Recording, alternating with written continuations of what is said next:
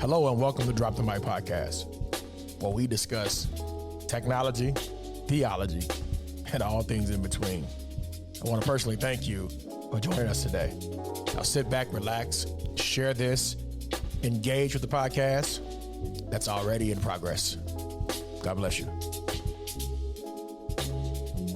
Social media is the lifeline of digital discipleship. And so what you're starting to see is a lot of people kind of bring these worlds together, social media, marketing, discipleship, in an effort to engage people at a very high clip. And so we're using social media, whether it be Instagram, whether it be Facebook ads, whether it be YouTube ads, whether it be TikTok ads, whether it be the actual use of your website. All of those things contribute to the social media ministry that you're trying to create. It's your boy DK Hammonds, serving, leading, and connecting people to their destiny. What's up, y'all? I want to talk about 10 possible definitions of digital discipleship. 10 possible definitions of digital discipleship that you may hear that we want to make common to you. Number one, you may hear the term digital evangelism. What does that mean? That simply means we are sharing the gospel, right? Sharing the gospel in any digital platform. Go out in the highways and byways and compel men to come, right? This is the way that we do it digitally. So you can do it on social media, Facebook, Instagram. You can do it in your email newsletter. Those are all means and ways to be in engagement of evangelism. And so you'll also hear another term called online ministry. And so what online ministry is the work that we do online, right? There are people that need prayer. There are people that need connection to the church. There are people that need to be loved on. There are people that need community.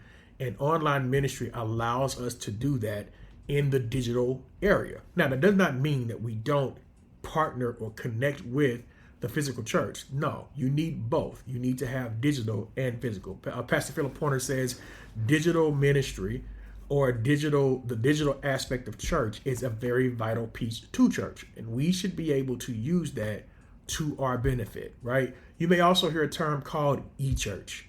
E-church is ultimately the electronic church, or the church where a person, or the term that has been used interchangeably to membership of that particular local church that is digital. So you may see e-church, you may see church on the move, whatever the case may be. That's the overarching conversation you hear about that particular community.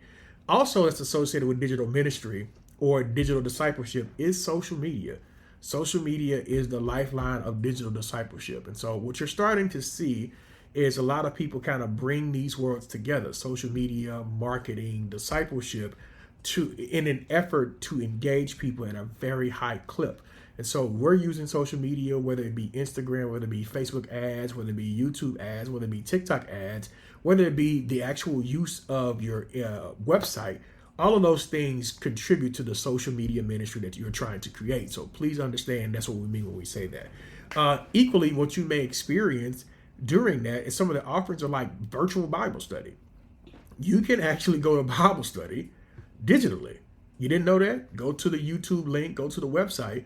It'll actually give you the opportunity to go to Bible study digitally. And so I think a lot of people aren't familiar with these terms, and I want to be able to break them down better. You may see what I like to call LMSs or learning management courses. You may see these online courses now. Churches are starting to offer them in an effort to disciple people digitally. The conversation I have with a lot of my clients and pastors and leaders is that they're always repeating themselves. And well, if you have a certain ministry, a learning management system that is set up, you're able to record it one time and then share it out so that it can be replicated, discussed, talked about amongst. And I think that that's going to be a leading trend coming soon, is that a lot churches are going to move to the digital discipleship model. And a part of that offering is going to be a learning management system in which a person can literally go through everything, with an exception of baptism, of course, membership, next steps, everything can be done digitally. I promise you that's the next thing that I think that's coming up.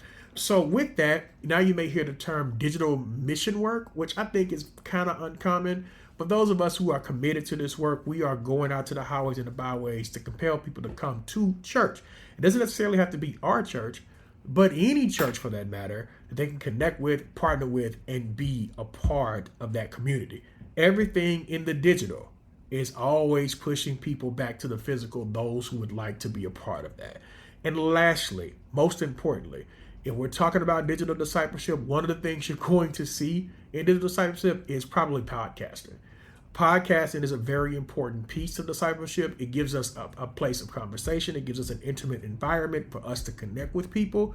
It allows us to learn more, to hear verbally, to see visually when it comes to the podcasting. So podcasting is one of my passions. So if you're trying to get into podcasts, please hit me up anytime. And these are the top 10 things that I think impact what digital discipleship really is and will become. So stay tuned for more information like this from D.K. Hammonds, the digital theologian. Peace.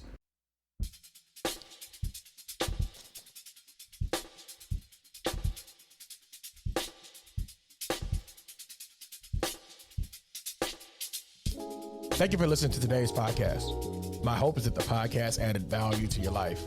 Please, please, please subscribe from your favorite application, leave us a review, and even follow us on YouTube for your up-to-date information. Thank you. Peace.